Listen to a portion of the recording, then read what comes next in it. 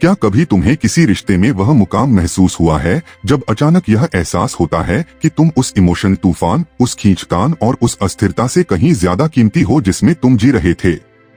क्या कभी तुम्हारे अंदर इतनी हिम्मत आई है कि तुमने उस रिश्ते को छोड़ दिया, लेकिन गुस्से, रोने धोने या ड्रामे के साथ नहीं, बल्कि पूरी शांति और समझदारी के साथ? असली ताकत यही है। जब तुम यह समझ जाते हो कि तुम्हारी कीमत किसी दूसरे इंसान की मौजूदगी या गैर मौजूदगी से तय नहीं होती, तब तुम एक नए स्तर पर पहुंच जाते हो। लड़की के लिए यह पल बेहद कठोर साबित होता है।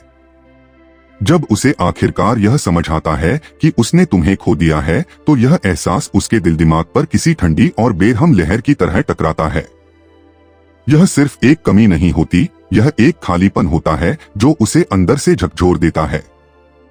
लेकिन यही असली खेल शुरू होता है, क्योंकि यह वही पल होता है जब तुम एक हाई वैल्यू मर्द के तौर पर अपने इमोशन कंट्रोल की असली ताकत दिखाते हो।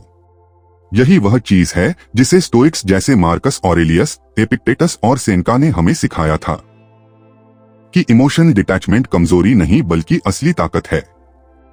जब लड़की को यह समझ आता है कि अब तुम इमोशनल तौर पर उससे जुड़े नहीं हो, तो वह पहला झटका खाती है। सोचो, तुम उसकी जिंदगी में लगातार मौजूद रहे हो, एक ऐसा इंसान जो उसके पीछे भागा नहीं बल्कि अपने लक्ष्य के साथ जीता रहा। तुमने कभी तवज्जो या तारीफ की भीख नहीं मांगी, और जब तुमने चुपचाप बिना कोई हंगामा किए उसके जीवन से खुद को अलग कर लिया, तो उसके अंदर कुछ गहराई में टूट गया। अब वह समझती है कि तुम न तो उसके लिए हर वक्त मौजूद हो और न ही उसे खुश करने के लिए बेताब। लड़की की फितरत में एक गहरी इमोशन सिक्योरिटी की चाह होती है। वह ऐसे मर्द की तलाश करती है जो अपने उसूलों पर अडिग रहे, मजबूत हो और किसी भी हालात में खुद पर काबू रख सके। लेकिन जब तुम खुद को उससे अलग कर लेते हो और उसकी मंजूरी की तलाश छोड़ देते हो, तो उसके अंदर एक ऐसा खालीपन पैदा होता है जो वह चाहकर भी भर नहीं सकती।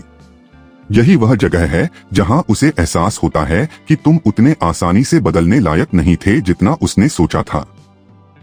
मार्कस ऑरेलियस ने कहा था कि सबसे बेहतरीन बदला यह है कि तुम उस इंसान जैसे बिल्कुल न बनो जिसने तुम्हारे साथ नाइंसाफी की हो। यही तुम कर रहे हो। तुम न तो उसकी हरकतों का शिकार बने और न ही उसकी गलतियों का।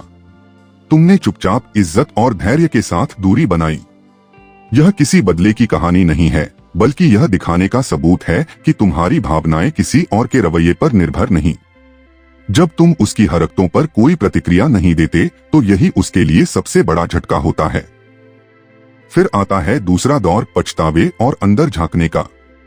अब वह खुद से सवाल करने लगती है, क्या मैंने उसे हल्के में लिया? क्या मैं बहुत बेरुखी से पेश आई? क्या मैं उसकी अहमियत पहले ही समझ लेती तो शायद उसे खोना न पड़ता। यही वह दौर है जब लड़की अपने ही फैसलों पर दोबारा सोचना शुरू करती है, और यह प्रक्रिया हफ्तों तक चल सकती है, कभी कभी महीनों तक। लेकिन कहानी यहीं खत्म नहीं होती। जब उसे एहसास होता है कि तुम सचमुच उसकी पहुंच से बाहर हो गए हो, तब उसके अंदर एक बेचैन तड़प उठती है। अब वह तुम्हें दोबारा पाना चाहती है। वह छोटे छोटे बहाने ढूंढेगी, कभी अचानक मैसेज भेजेगी, कभी पुरानी याद दिलाएगी, कभी तुम्हें चिढ़ाने जैसी बात करेगी। लेकिन असलियत यह है कि यह मासूम दिलचस्पी नहीं होती। यह उसकी फितरत में छुपी वह चाह होती है कि वह दोबारा तुम्हारे ऊपर कंट्रोल हासिल कर सके। अगर तुम उस समय अपनी इमोशनल कंट्रोल बनाए रखते हो, उसके झांसे में नहीं आते और उसके इशारों पर नाचते नहीं, तो यही तुम्हारा सबसे बड़ा हथियार बनता है। यही असली हाई वैल्यू होना है, क्योंकि यह खेल उसके बारे में नहीं है, बल्कि तुम्हारी खुद की कीमत पहचानने और उस पर अडिग रहने के बारे में है। और फिर आती हैं बेचैन करने वाली यादें। लड़की सिर्फ तुम्हारी गैर मौजूदगी से नहीं जूझती, बल्कि उन लम्हों से भी जो तुम दोनों ने साथ बिताए। शुरुआत में ये यादें हल्की सी लगती हैं, कभी किसी गाने पर, कभी किसी जगह पर, लेकिन वक्त के साथ ये और गहरी होती जाती हैं। यह कोई सामान्य नॉस्टैल्जिया नहीं, बल्कि एक दर्द है, उस रिश्ते का दर्द जो उसके हाथ से फिसल चुका है। और अब चाहे जितनी बार वो उन लम्हों को याद करे, वह तुम्हें दोबारा पा नहीं सकती। यही असली त्रासदी है। अतीत उसे कैद किए रहता है, जबकि तुमने सीख लिया है कि अतीत कोई ऐसी जगह नहीं जहां जिंदगी बिताई जाए। तुम आज में जीते हो, अपनी ग्रोथ और अपने लक्ष्यों पर फोकस करते हो। यही तुम्हारी असली ताकत है। जब वह अपने पछतावे और यादों में उलझी रहती है, तब तुम और मजबूत और आकर्षक बनते चले जाते हो। जब सब कुछ शांत होने लगता है, जब जुदाई के वक्त उठने वाला शोर, रोना धोना और उथल पुथल धीरे धीरे थम जाता है, तब एक गहरी और कड़वी सच्चाई उसके दिल दिमाग में घर करने लगती है। यह वह मुकाम है जहां से उसके सोचने समझने का तरीका बदलना शुरू हो जाता है। अचानक वह खुद से सवाल पूछने लगती है, क्या होता अगर मैंने अलग तरह से बर्ताव किया होता? क्या होता अगर मैंने धैर्य रखा होता? अगर मैंने उसकी बातों को वाकई में सुना होता? अगर मैंने अपनी असुरक्षाओं को हमारे बीच दीवार बनने से रोका होता? ये छोटे छोटे क्या होता अगर उसके दिमाग में ऐसे जाल बुनने लगते हैं जिनमें वह बार बार उलझ जाती है। एक लूप, पछतावे और आत्मग्लानि का लूप।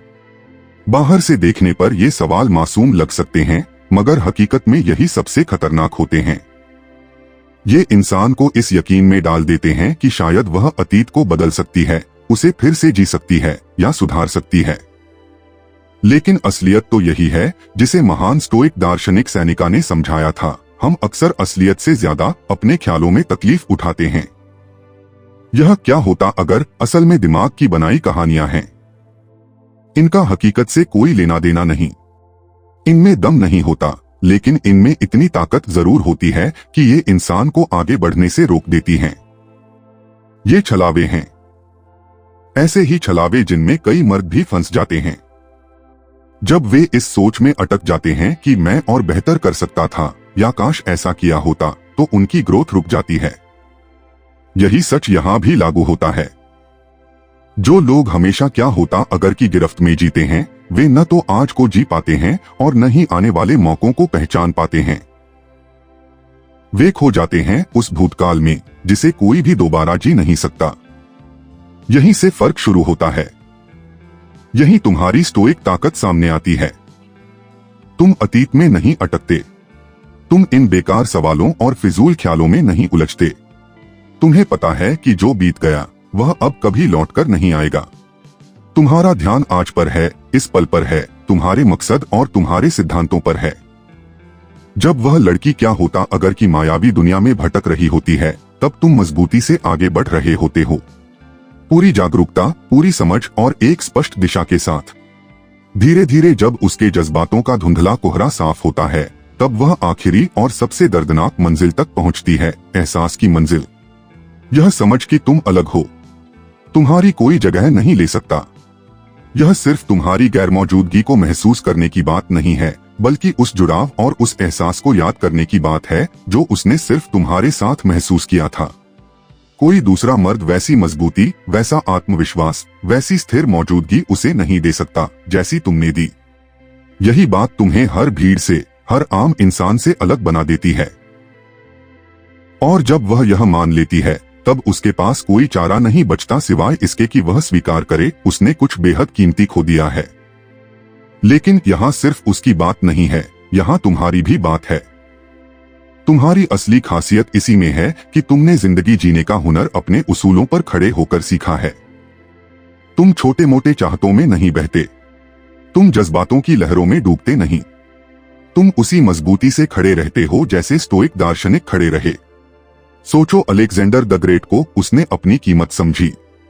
उसने औसत चीजों से कभी समझौता नहीं किया। वह भीड़ का हिस्सा नहीं बना, उसने अपनी राह खुद बनाई। तुम भी वही कर रहे हो। यही तुम्हारी पहचान है, तुम भीड़ में अलग खड़े होते हो, तुम किसी के हाथों की कठपुतली नहीं बनते। और जब वह यह सच्चाई समझती है, तब शायद तुम्हें वापस पाने की कोशिश करे। लेकिन याद रखना, तुम्हारी अनोखापन कोई सौदा नहीं है। तुम इनाम हो, और इनाम पाने के लिए उसे भी अपने फैसलों के अंजाम के साथ जीना होगा।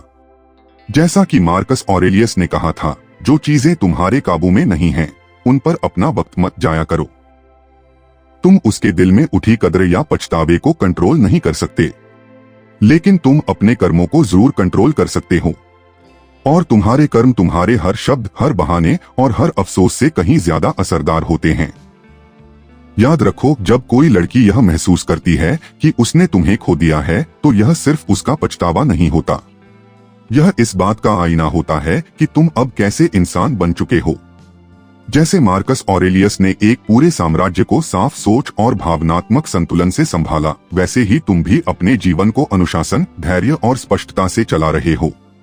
तुम्हें किसी के पीछे भागने की जरूरत नहीं, न उसे मनाने की, न अपनी कीमत साबित करने की, क्योंकि असली ताकत तुम्हारे भीतर है। यही वजह है कि वह तुम्हारी गैर मौजूदगी को इतनी गहराई से महसूस करती है। और आखिर में याद रखो कि तुम्हारी कीमत किसी और की नजर से तय नहीं होती। स्टोइक दार्शनिकों ने हमें यही सिखाया है, असली ताकत अलगाव में है। इस यकीन में है कि तुम जैसे हो वैसे ही काफी हो। तो अगर तुम इस सोच को अपनाने के लिए तैयार हो, जज्बातों से हिले बिना अपने लक्ष्य पर अटल रहकर जीने के लिए, तो यह तुम्हारी सबसे बड़ी जीत है। यही असली स्टोइक मार्ग है, यही असली रास्ता है।